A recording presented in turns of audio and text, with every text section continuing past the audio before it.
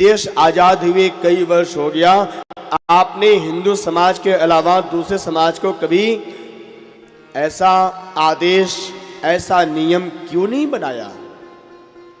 क्या हमारा हिंदू समाज ही आपको आपकी गुलामी करना सीखा है? दूसरे समाज को आप नहीं नियम बना सकते हो? आप 2 पुत्र 2 संतान जन्म देते हो प्यारे, और उसको क्या करते हो? सरकारी नौकरी के लिए आप बोलते हो जाओ तुम योग्य बन जाओ और सरकारी नौकरी करो। हिंदू समाज के मन में यही जहर घोल दिया गया। एक पढ़ा लिखा, ग्रेजुएशन किया हुआ कोई भी हिंदू समाज का एक सामान्य युवा वर्ग कभी छोटी नौकरी नहीं कर सकता है। डॉक्टरी की पढ़ाई करा, डॉक्टरी की पढ़ाई करने के बाद वो सामान्य नौकरी नहीं कर सकता है, उसी में पूरा जीवन बीत जाता है उसका। कहने का भाव, हम सभी लोग अपने संतान को सरकारी नौकरी के लिए तैयार करते हैं, और दूसरा समाज, आप सोचो गंभीरता से, श्री राधे, दूसरा समाज सीधे सीधे जो सरकार है ना, आप क्या करते हो? सरकारी नौकरी के लिए प्रयास करते हो, और दूसरा समाज क्या करता है? खुद सरकार बनने का प्रयास कर रहा है। तो बोलो लाभ में कौन रहा?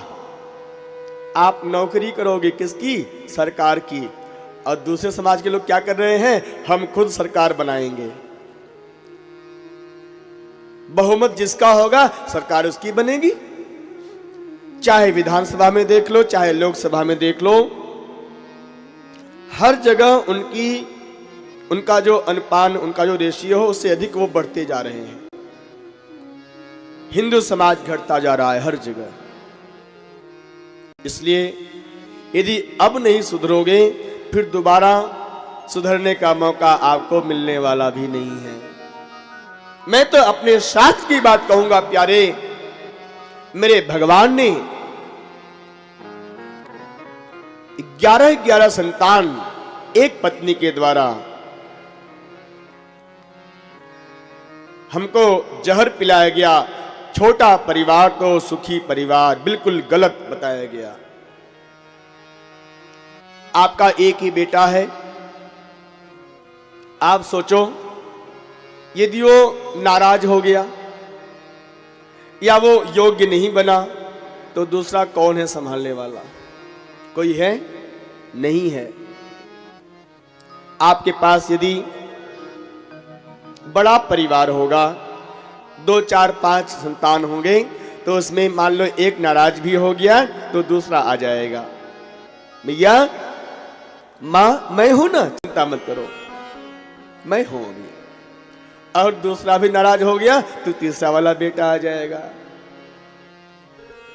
इसलिए ध्यान देना, छोटा परिवार तो दुखी परिवार। केवल भरण पोषण के लिए ही आपको सिखाया गया है, अपना पेट पालो, रोटी कपड़ा और मकान, बस ये 3 दिया गया है आपको। रोटी कपड़ा और मकान, इसके लिए आप क्या करो? नौकरी करो। किसकी? हमारी नौकरी, सरकार की नौकरी। और सरकारी नौकरी जो करने वाले ना बड़े खुश होते हैं। हम लोग अपने बच्चों का विवाह किसी सरकारी सर्विस करने वाले व्यक्ति से करवाते हैं ना, तो बड़े खुश होते हैं। अरे देखो महाराज, हमारा दामाद तो सरकारी नौकरी में है, डॉक्टर है, एसडीएम है, डीएम है। कितना ही बड़ा हो जाए, रहेगा तो वो नौकर ना। बोलो मालिक तो नहीं है ना वो।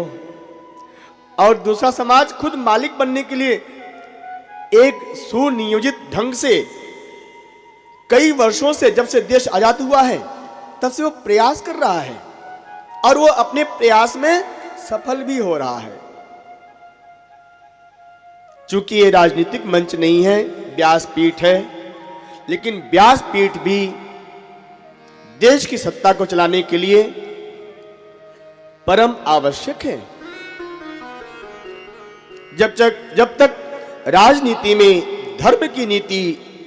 धर्म नीति नहीं आएगी, तब तक राजनीति सत्ता के लिए सदुपयोगी नहीं बन सकती है। इसलिए राजनीति में धर्म नीति परम आवश्यक है। और व्यासपीठ क्या है? यह धर्म नीति है, ये धर्म का पीठ है। इसलिए सावधान रहिए।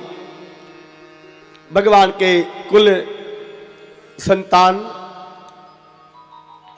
1,77,188